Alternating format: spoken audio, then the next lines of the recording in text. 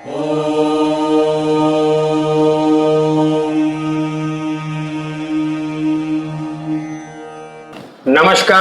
साथियों, मैं दर्शन सिंह। आज हम बात करेंगे ग्रेटर नोएडा या जिला गौतम बुद्ध नगर के बारे में। अगर कह लें, यहां आमतौर पर जमीन का क्या हिसाब है और हम सभी आसपास के जो जिले हैं उनसे भी कंपैरिजन करते हैं तो कहीं ना कहीं चीजें तालमेल नहीं खाती।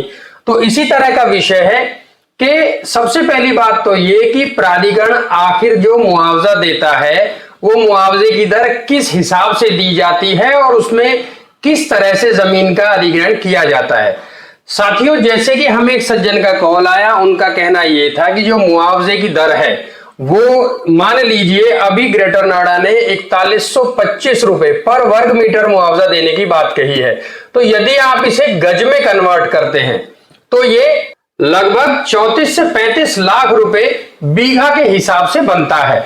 लेकिन कई बार बहुत अधिक संख्या में लोग इस बात को लेकर कंफ्यूज हैं कि ये जो दर है ये कहीं ना कहीं वो पर बीघा ऐसा समझ लेते हैं और जिसके बाद अपनी जमीन का रेट यहां दर से गुणा करने के बाद टोटल में मानते हैं। जैसे मान लीजिए 4125 रुपए की दर है तो आमतौर पर लोगों का यह भी मानना है कि 41 लाख रुपया बीघा हमारी जमीन प्राधिकरण अधिग्रहण करेगा। ऐसा इसलिए नहीं है कि कहीं भी जमीन की यदि आप रजिस्ट्री कराएं तो मीटर में कराई जाती है, या जो भी सर्कल रेट होता है वो भी मीटर में होता है, या अगर बात करें मुआवजे की दर की तो मुआवजा भी अथॉरिटी कहीं ना कहीं पर मीटर के हिसाब से देती है। उसमें सबसे बड़ा फर्क अगर ये आता है कि साथियों, जैसे जिला गौतम बुद्ध नगर की बात करें तो यहां यदि हम एक बीघा में गज की बात करें तो लगभग 1008 गज पर बीघा होते हैं। उसी तरह से यदि मीटर की बात करें तो लगभग 843 मीटर एक बीघा में होते हैं। तो ये फर्क आ जाता है 1008 गज और यदि मीटर की बात करें तो 843 मीटर। उसी तरह से साथियों, यहां आप नजदीकी जिले जो हैं यदि वहां जमीन की खरीद फरोख्त करते हैं तो आप वहां देखेंगे वहां लगभग 632 मीटर का बीघा है। तो ये फर्क आ जाता है, यहां एक बीघा में 843 मीटर और वहां 632 मीटर में एक बीघा में आता है। तो कई बार इस तरह की चीजें आपस में तालमेल नहीं खाती यदि आप उसे गज में कन्वर्ट करके खरीदारी करते हैं। इसी तरह से प्राधिकरण और सरकार कहीं भी अधिग्रहण करती है तो उसमें मीटर के अनुसार ही मुआवजा दिया जाता है, मीटर के अनुसार ही पैमाइश होती है और मीटर के अनुसार ही यहां का हर क्षेत्र का सर्कल रेट जो डिसाइड किया जाता है। यदि आप भी अपने नजदीकी कहीं भी आबादी में कहीं प्लॉट खरीदते हैं, कोई प्रॉपर्टी खरीदते हैं, तो जब आप उसकी रजिस्ट्री का जो प्रोसीजर है उसको शुरू करेंगे तो वहां सबसे पहले देखा जाता है कि वहां उस क्षेत्र का सर्किल रेट क्या है। सर्किल रेट कहीं ना कहीं हर एक क्षेत्र का अपने अनुसार होता है और उसको मीटर में ही सरकार द्वारा प्रमाणित किया जाता है। अब यदि आप कहीं भी प्रॉपर्टी खरीदते हैं तो सर्कल रेट के आधार पर पहले स्टैंप ड्यूटी राज्य सरकार को जाती है, उसके बाद 1% की रसीद और बाकी जिन वकील के द्वारा आप करा रहे हैं उनका जो भी खर्च है उसको जोड़कर आपकी रजिस्ट्री का कुल खर्च डिसाइड होता है। तो कहीं ना कहीं जो हमारा असमंजस है उससे बाहर आने के लिए सीधी बात यह कि आप यदि कहीं भी जमीन खरीदते हैं या प्राधिकरण कोई मुआवजा देता है या रजिस्ट्री जो होती है वो सिर्फ और सिर्फ मीटर के अनुसार होती है।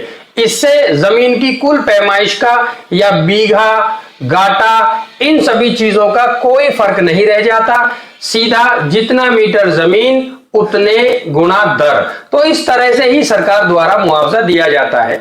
अब यदि हम इस तरह की चीजों का फर्क देखते हैं, जैसे यहां जिला गौतम बुद्ध नगर के जो नजदीकी जिले हैं वहां और यहां जमीन में इस तरह का फर्क आ जाता है कि वहां 632 मीटर का एक बीघा है और यहां पर 843 मीटर का।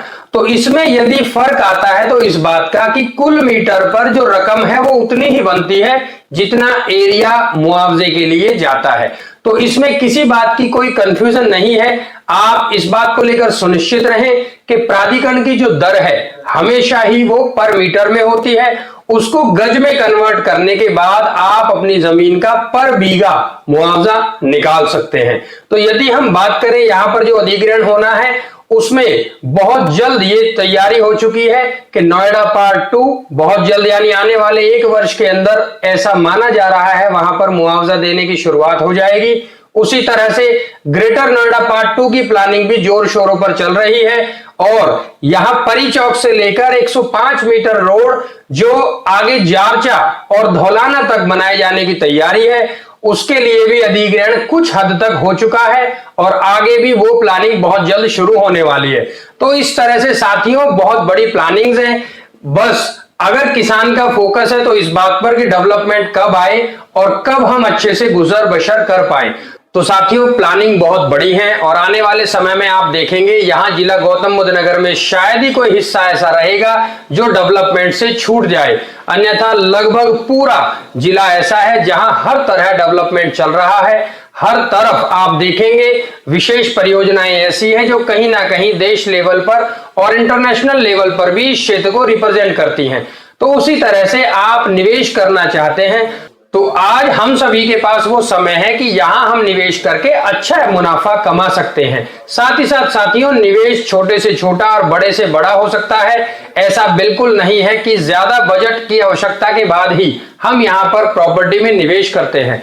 साथियों आप यहां 10 से 15 लाख रुपए लगाकर भी निवेश कर सकते हैं और बड़े से बड़ा निवेश यहां पर अवेलेबल है। तो किसी तरह की कोई निवेश से जुड़ी जानकारी या कोई भी ऐसी जानकारी लेना चाहते हैं तो आप हमें कमेंट में बता सकते हैं। हम कोशिश करेंगे कि आपका वो जो डाउट है उस पर किसी भी तरह से उसे क्लियर किया जाए और जो मदद आपकी हो सकती है उसे करने में आपके साथ खड़े रहें।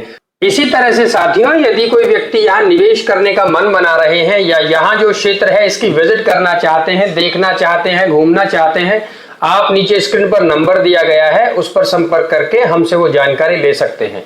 हमसे जुड़े रहने के लिए धन्यवाद। जय हिंद।